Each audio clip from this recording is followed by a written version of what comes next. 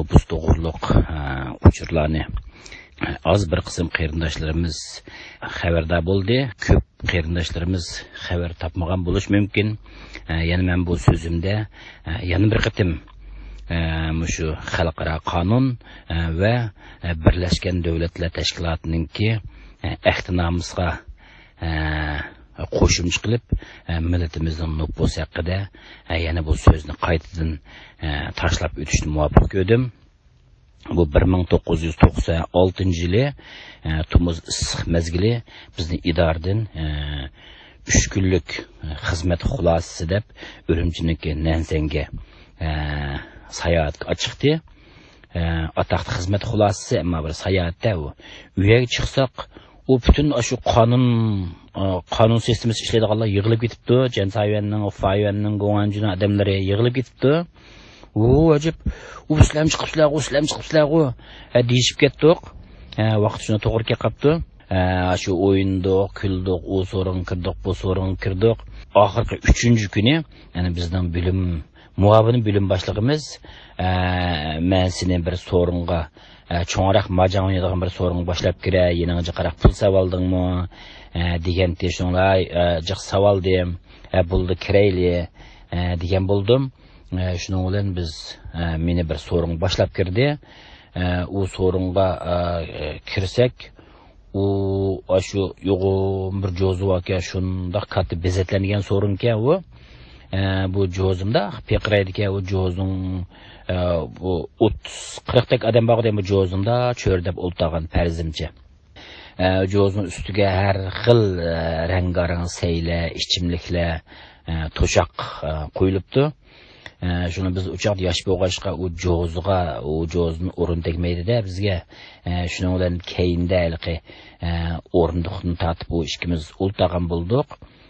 U mening shu xizmat qatnashib 6-7 yil bo'lgan vaqtim bo'lish kerak. Endi uyada o jo'zning sahibxonlari bizga haraq sundi, bul deb ishdik. Shuning bilan ular uning oldida qanday gap so'zlar bo'ldi, uning xabarimiz yo'q. Abdumrayonlik sotning, Şinjan Uyg'ur Abdumrayonlik sotninki Uyg'ur boshlig'i shu vaqtda bir savol so'radi bir Xitoydan. U odamninki Abdumrayonlik sotning boshlig'i ekanligini, bu so'rni boshqalarni men tanimaydim, faqat ash odamni tanidim, chunki televizorlarda bir qatim ko'rgan ismini qopdi ekan. Oyma Abdumrayonlik sotning boshlig'imi o'tirdi-ku. Shunga qaragan bu so'rindikilar bak cho'ng amaldor o'xshaydi deb his qildim ichimda. Yani şu adam bir sualını taşıldı. Benim kelinim doktorxon dedi. Sizlerinki ikinci avlat kimlik almashtirish xizmatinglar qayerdan qayga bo'lib ketdi? Shu bejirishningki muhlati to'shib ketdimi yoki uzartdinglarmi? Mening kelinim doktorxonadan chiqqanda shuni bejirmoqchi deganda chaqchaq yusunda shu bir gapni o'tirib tashlagan bo'ldi. Shuning bilan u Xitoy hozircha Uyg'ur yezig'i bilan 18 yoshdan oshgan Uyg'ur fuqarolariga tarqatilgan kimlik 19,967,000 odam qitim tarqatilib bo'ldik. Yana buning davomi tugimidi. Mana sizning kelininga o'xshash va yoki xizmat bilan sirtqa chiqib ketgan odamlar har xil sabablar bilan to'liq bejirilib bo'lmadi. Ya'ni biz shu munosabat bilan oxirgi muhlatini 45 kun uzartdik. Bu oraliqda akab bejirvasi bo'ladi degan javobni bergan bo'ldi. Shuning bilan shu javobdan keyin belki to'kin tatib o'tgan chiroq o'chib qolgandek shapda so'rin jimjit bo'lib ketdi. Shuni o'liq bizmi o'diqib ketdik. Oy, nima bo'lgan deb. Endi u Xitoy o'zi mayliqi o'diqib ketdi deb gapga. Saxoysir deb vaqirab ketdi. Shundan bilan jim hech qanaqa gap so'z yo'q. Hammamiz bir boshdan taloq qarab mangdi.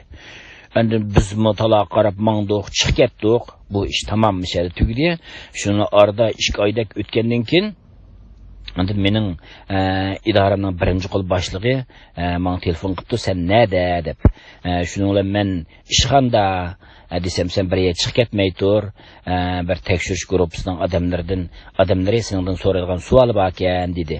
Buldi deb men ishxonamda kutib o'ltirdim. Aralıqda bir 5-10 minut o'tdi o'g'ay. O'tgandan keyin 3 odam kiribdi.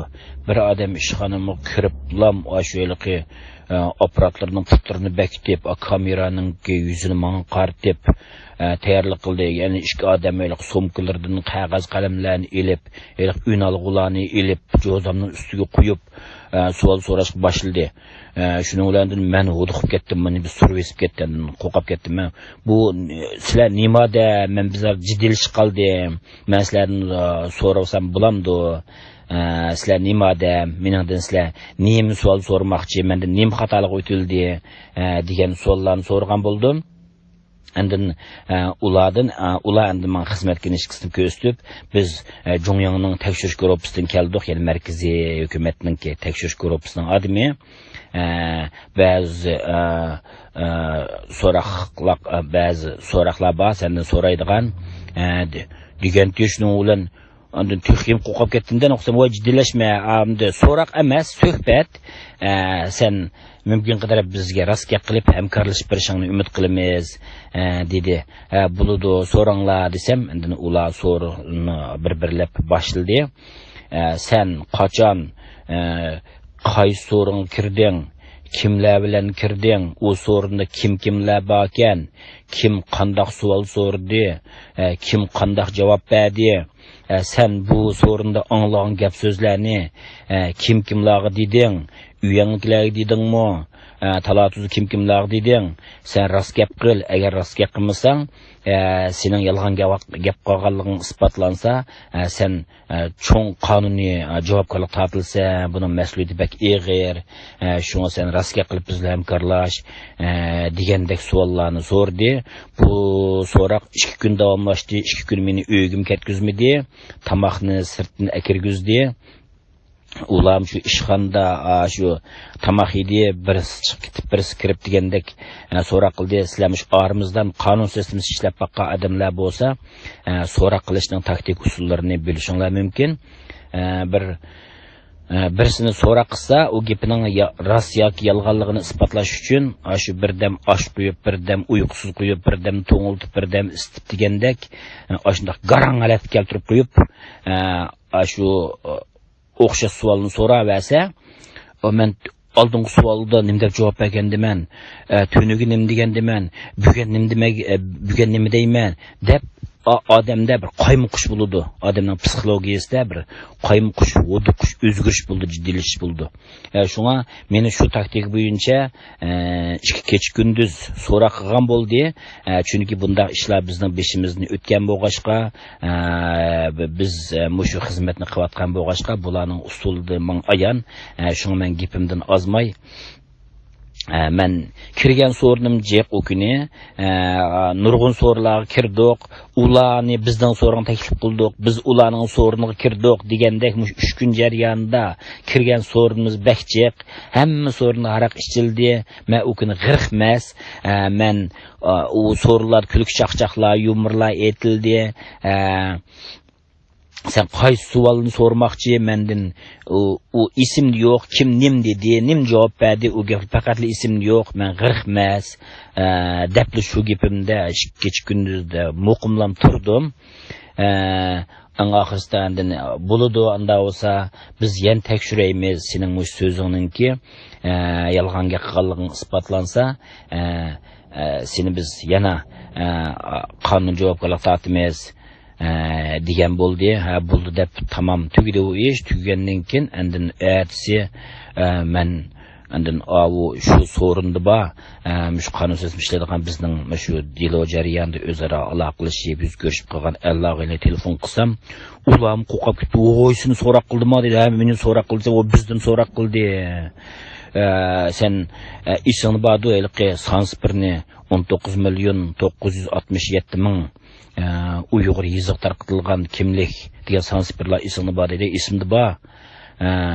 Men ishini o'qimayman, g'irqmas deb javob berdim desam, shu odam shu Şinjan Uyghur Abdum rayonluq Cexi Nazartninki kimlik ishlarga kimlik tarqitish ishlarga mas'ul xodimkan. Men burun uqmaydim. Men boshqa tanishlarım orqali telefon qilib, "U odam nima odam?" deb surishti qilib uqdim dedi. "Oshtammikan, men burun ko'rib boqmabman u odamni. Sinim so'roq qildimi?" deyishdi. "Qo'y so'roq qildi, qo'qib ketdim. Yana keyin so'raymiz" deydi. Bu vaqt biz yosh. Endi xizmatga keldi 6-7 yil bo'lgan vaqtlarimiz deyman. Shundaq bo'ldi. Shuning bilan bu markaziy tekshirish keyin anglsak, bu markaziy tekshirish umgining odamlari shu savolga javob bergan shu kimlik bejirish ishlariga mas'ul Xitoy amaldornimi Jongyangga tekshirishga ep ketganligini angladik. Endi keyin u odamning qaytib keldimi, kelmadimi, undan xabarimiz yo'q. U vaqt biz yosh bo'lgan ekan, kulki qaqa, o'yin tomosha deb bundaq bir milliy tuyg'u, vatan sevgisi degan o'xshash ideyalarga to'liq yetilmagan chig'i yoshlikdan biz uningga shu vaqtida sal qarab o'yin tomosha o'rinda o'tkazibdimiz. Endi men chet elga hijrat chiqqandan keyin mana hozirgi millatninki son sipirninki qanchalik muhimligini tunib yetganlikin uni men hozir shu xalqimizga tashlashga muvaffaq ko'rdim. Shunga buningki foydalanish qimmati bormi, yo'qmi? O'zinglar o'ylashib beqishinglarni umid qilaman. Meningki endi farzimni o'tirib qo'yib boqay. Bu bir faraz. Shu vaqtning o'zida 19,967,000 degan son, endi 20 million degan gap, az kam 20 million degan gap. Bu 20 millionninki faqat Uyg'urcha yeziq tarqatilgan. Bizningki vatanimiz Sharq Turkistonda 13 millat yashaydi. Uyg'ur, Qozoq, Mo'ng'ul, Tojik, Uchi, Buchi deganlar bo'lib 13 millat yashaydi. Faqatla Uyg'ur til yeziq bilan tarqatilgan kimlik 96-yili 19,967,000 bo'lsa, buni 20 million desak, 10 million 10 million ayol deb faraz qilsakmi, bular birdan farzandli ko'rgan taqdirdami, hozir mana 22 yil mobaynida 22 yoshga kirgan Uyg'ur farzandidan, ya'ni 10 million ko'paydi deyish bo'ladi. Bu bir. Ikkinchidan, andin boshqa til yeziqda tarqatilgan kimlik soni qancha bo'lg'udi? Taxminan 5 million deb turli. Deb eng oz faraz qilgan taqdirdami 35 million hozirgi Uyg'ur millatimizningki Sharq Turkistonlikninki sonini, Xitoydan boshqa Sharq Turkistonliklarning sonini 35 million deb ilmiy asosda faraz qilsak, muvofiqmikin deb qarayman. Buningki to'g'ri xatoligini hamda ko'pchilik o'z analiz qilib baqsa bo'ladi. Shuning uchun bu ko'z qarashlarimni o'tirib tashladim. Foydalanish qimmati bormi, yo'qmi, o'zinglar bir analiz qilib baqasizlar. Rahmat.